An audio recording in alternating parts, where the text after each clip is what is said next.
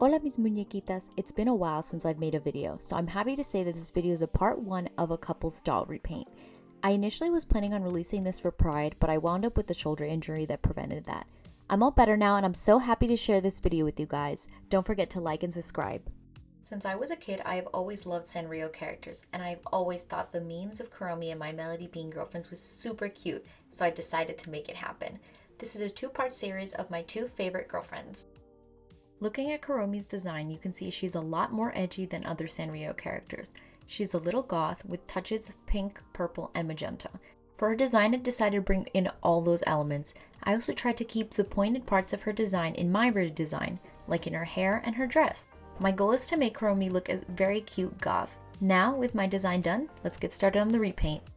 Using Rochelle Goyle for this doll, so first I color correct using pink and yellow pan pastels and add maybe 3 colors before I get the skin tone I like, and then I move on to the makeup. For Kuromi's makeup, I really wanted to make sure that she had like a little bit of a sleepy eye look and of course goth makeup. For her eyebrows, I wanted to add a bit of a different expression because I feel like Kuromi is a little bit mischievous, and so I wanted to bring that in and also give her a cool little eyebrow slit. For Kuromi's lashes, I also decide to really concentrate on the lower lashes to bring it down more, again to add to this goth and mischievous look.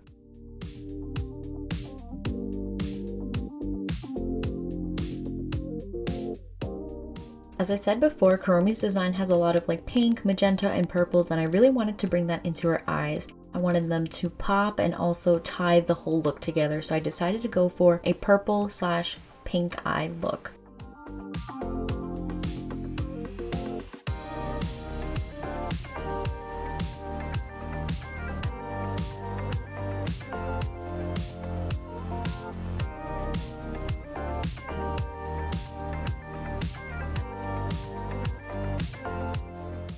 A goth look wouldn't be complete without purple or dark eyeshadow, so I used that, and I also wanted to tie in more purple, so I decided to make the pupils of her eyes purple as well. Once I'm all happy with the pencil, I start to go over everything with acrylic paint.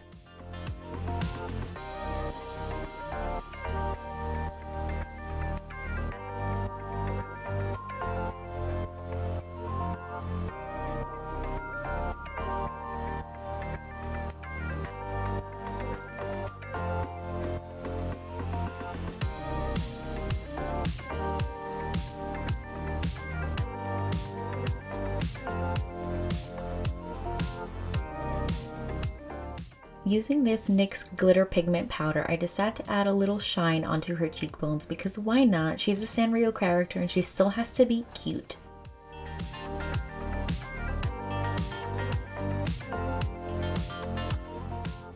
Now here's a sneak peek of what they both look like together. Kissy kissy! I'm going to reroot the hair, so starting off I'm going to paint the entire scalp black, and instead of buying doll hair, I bought Kanekalon hair, which is braiding hair, and it is like $2. It is so cheap at any beauty supply store, so that's a little hack if you want to do that.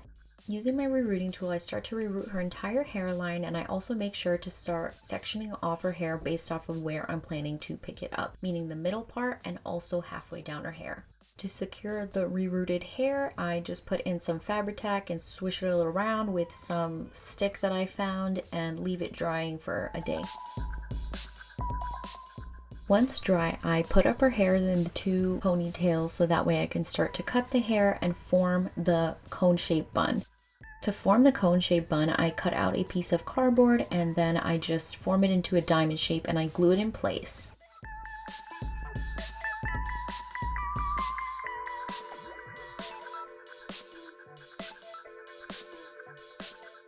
Once that's done, I grab the excess hair that I cut off and I'm going to start wrapping it around that cone shape that I just made using hot glue and permanent glue. I also have some lost footage here, but I did color the cones in black so that way if anything showed through, it would totally blend in with the hair.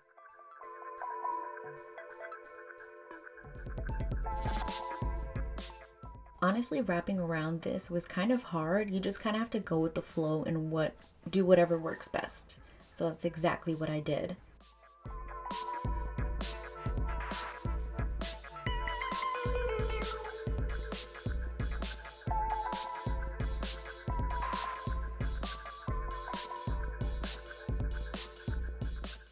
Once I'm happy, I secure it with an elastic and pray to God that it never comes out, and also spray it with hairspray.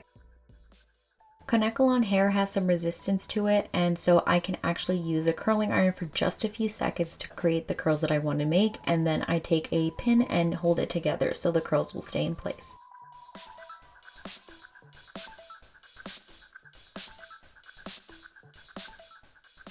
I found this pink ribbon that I really like, so I just fold it in half and tie it around one of the cone buns. And I also make sure to tie it into a little bow so it can look cute in the back.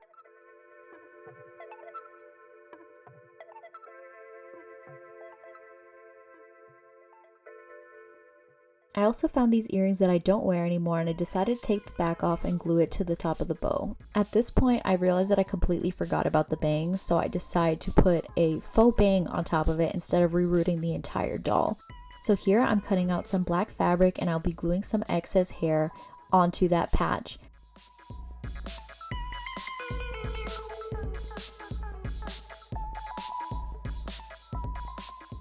I glue some hair onto the back of the patch, and then with a hair straightener I flatten it down, and then I glue some more hair on top and do the same. To make sure the bangs don't move, and because it's going to be super short, I do put some super glue on there, and just put a very little amount so that way it doesn't show through and look like the hair is dry.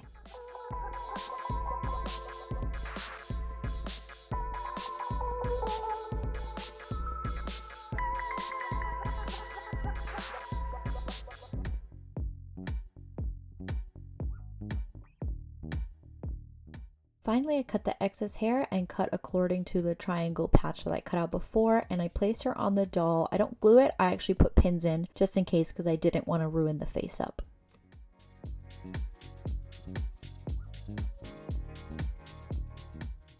Moving on to the body, I blush her using some pink and yellow tones, and then finally I go in with a tanner pan pastel. Unfortunately, I did lose the footage for this, but it took around 3 separate layers of pan pastels to get the skin tone I wanted.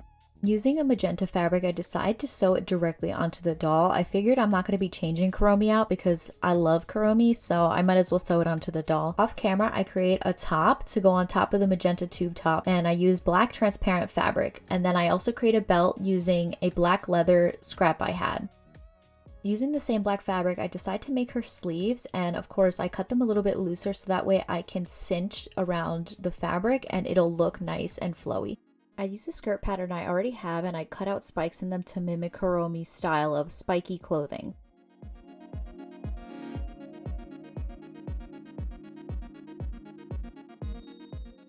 To make sure that the fabric doesn't fray, I use this Fray Check liquid on all the edges. I use the same pattern for the skirt to put a magenta skirt underneath the black thin fabric. I sew on the black fabric skirt, and then on top of that I use some embroidery thread and create this design on top of the spiky ends. Kuromi's collar has these little beads hanging at the end of each spike, so I decided to add little beads at the end of each spike on the skirt. I initially was going to make skull earrings, but I wanted something a little bit more fancy for her dress, so I ended up using the same beads and using a needle to make the earrings.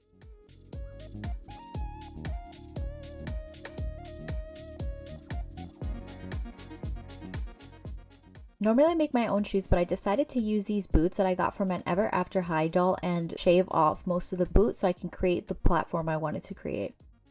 I draw the design onto the shoe, and then I just start carving away much of the plastic so that way it could fit a little looser on the doll.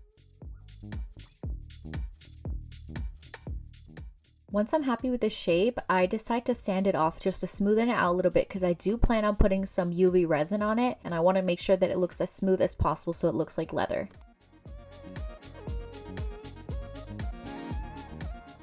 I grab a little gel top coat and I start to paint the entire boot in it, and after that I put it under the UV light for a minute and it starts to genuinely look like leather, and I think the effect is so cool.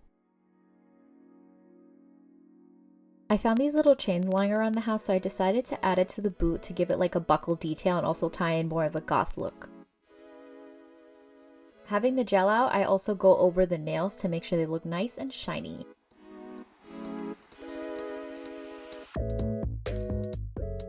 Kuromi has a very noticeable skull on the front of her head, right in the middle of her forehead, and I didn't want to put it in the middle of her forehead, but I decided to turn it into a pin so that way it'll look more resemblant of the Kuromi we all know.